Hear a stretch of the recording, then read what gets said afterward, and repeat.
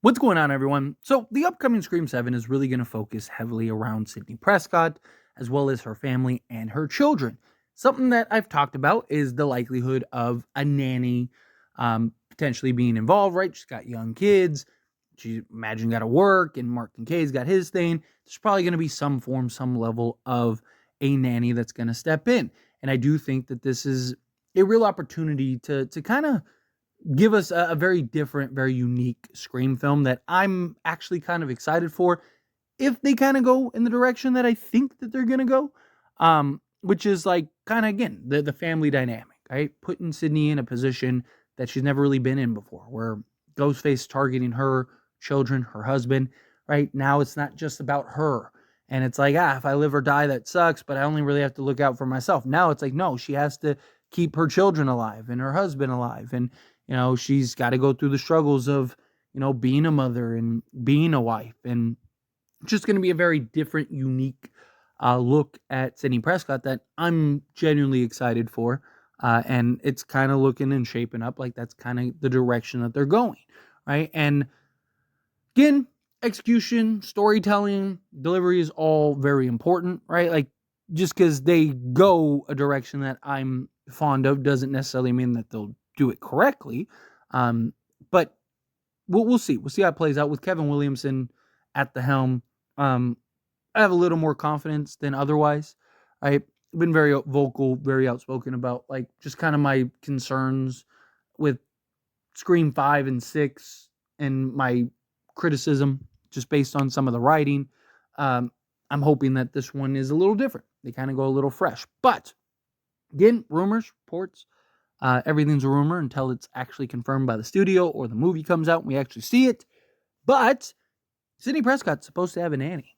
And that nanny is supposed to be one of the main characters and kind of be another sort of focal point. And there's supposed to be several characters that kind of center and orbit around said nanny. Supposedly, again, based on the rumors, there's supposed to be some type of like interview process in which Sydney asks questions about like, her knowing about her life as well as like the stab films and whatnot. And that the nanny supposedly like lies and says like, she's never seen stab and whatnot. Again, we don't know this for certain, but these are the rumors that are coming out. It's something that I talked about long before these rumors that if you're gonna do a film about Sydney, her family, her children, there's probably gonna be a nanny involved. I didn't think that we'd actually like necessarily see the process of hiring the nanny. I thought the nanny would already kind of be there and be established, which I think is probably the route that they should go. Do we really need a whole like interview process and whatnot unless like it has some significance to it? Right. But you'd think like she'd already have a nanny lined up and ready to go. Like, right. Like it's just like, I don't know. I mean, granted, again, storytelling, what's the connection? What's the overall stuff like that? One of the big things though, that I pray doesn't happen is that the nanny is the killer. Because to me that would be insanely predictable, and I think that would make me very frustrated. Now again, execution, delivery is everything, right? If it makes sense and it kind of ties in and whatnot, but it's just like again, it's like how many people close to Sydney want her dead? How many people in her life want her killed? Like I just kind of feel like this would just be another kind of, yeah, it'd be different, but it'd still kind of be the same, right? Like where I'd kind of like I'm not saying don't use the nanny as a red herring, right? Like because again, it is a very obvious kind of choice for the killer, right? So I do think you can do a lot of fun, creative things as far as like getting the audience suckered in to believing like, oh, it's got to be the nanny in the kitchen with the candle, right? Like, but I'd like it to be a little more creative than that, right? Especially if they do a whole like interview process and whatnot. It's like, okay, so they did this interview process to hire this new nanny who's supposed to be the perfect nanny, who now is the serial killer and Ghostface, who now is it just again, it's like we've seen this movie a million times, right? Like I'm not super stoked on that idea, if I'm being honest.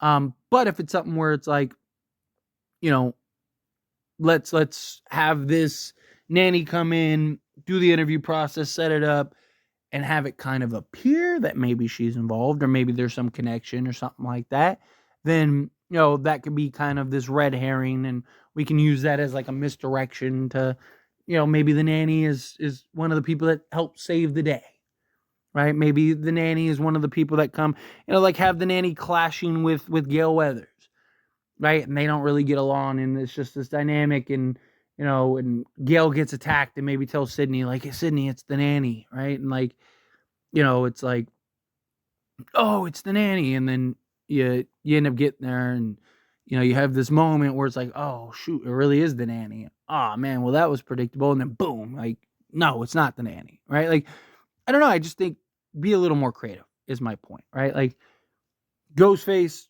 targeting the family, going after Sidney, going after her kids, going after the nanny, going after the people close to her. Like, I love that idea, right? It's not just like high school kids or college kids again, or it's like real world implications, right? Like, as a father myself, right? Like, it's something that I and many other people can connect to, right? Like, man, you got, a killer or killers all coming after you and your family. Like, how do you respond? How do you approach this? How do you go about it? Right? Like, so I don't know. I personally like the idea of the direction in which that they seem to be heading.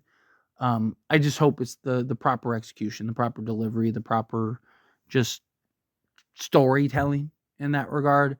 Don't make it too predictable. Don't make it, again, like I said, the nanny in the kitchen with the candlestick. It's just like, let's be a little more creative, please. I just think that they have a real opportunity here to give us a nice fresh take on Scream, right? Give us a nice fresh take on Ghostface. I like some creativity. Again, I don't want them to get away from what Scream is. I don't want them to move in a direction that to where this movie feels like, like a Strangers or something like that, or like a Purge or something, right? Like, I don't want it to be something that it's not. I want it to still feel like Scream. I want it to still kind of be in that mold, right? Keep the Ghostface, keep the darker undertones. I really like the brutality of Ghostface, right? Have some epic kills, have some great character development, some great characters and story, period. I love that we're getting the family dynamic. You got to really hit on the actors and actresses that play the kids.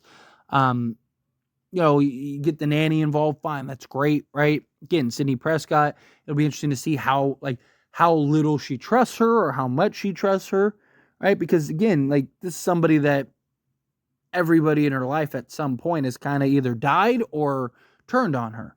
So, her hiring a nanny, like, to me, that's kind of like a big step that I think really has potential to be explored and could really make for a fun underlining story, right? Like, every time the nanny is like, does she have like crazy surveillance system, and she's constantly checking up on the kids and checking up on the nanny and making sure that nothing's happening, right? Like, does the nanny get attacked with the kids, and now Sidney's trying to run? Like, you could set up just so many great moments, so many great sequences, so many great scenes if it's done and handled in a proper manner. And I really want them to deliver in that regard. Right? Like, because again, as much as you have the potential to make like a really fun, exciting, different, fresh level of Scream, you also run the risk of it being something that is just frustrating, and you're just like, like, you really missed the mark here. So I'm hoping that they don't miss the mark. I'm hoping it's something where it's like, oh man, that was really fun, exciting, fresh Scream. So hopefully more that than the other. But anyway, as always, this is a discussion. Pass the question on to you. Let me know your thoughts and opinions down in the comments below. What do you think? How do you feel? What are your thoughts? Do you like the idea of a nanny? How do you want them to kind of approach the nanny? Do you want the nanny to kind of be a little sus? Do you want the nanny, no, like, kind of have her be the good person? Do you want her to kind of be sus and then, kind of be the hero that saves the day at the end? Do you want Sidney to kind of be overprotective, overbearing, kind of like watching this nanny like a hawk? Again, however you feel, whatever your thoughts are, I'd love to hear it. So let me know down in the comments below. That being said, if you haven't liked this video, hit that like button. Helps me a lot. Helps me enjoy these types of videos, and I truly appreciate it. Not subscribe to the channel. What are you doing? Hit that subscribe button. Turn on the bell notifications. Appreciate y'all. See you in the next one. Thank you.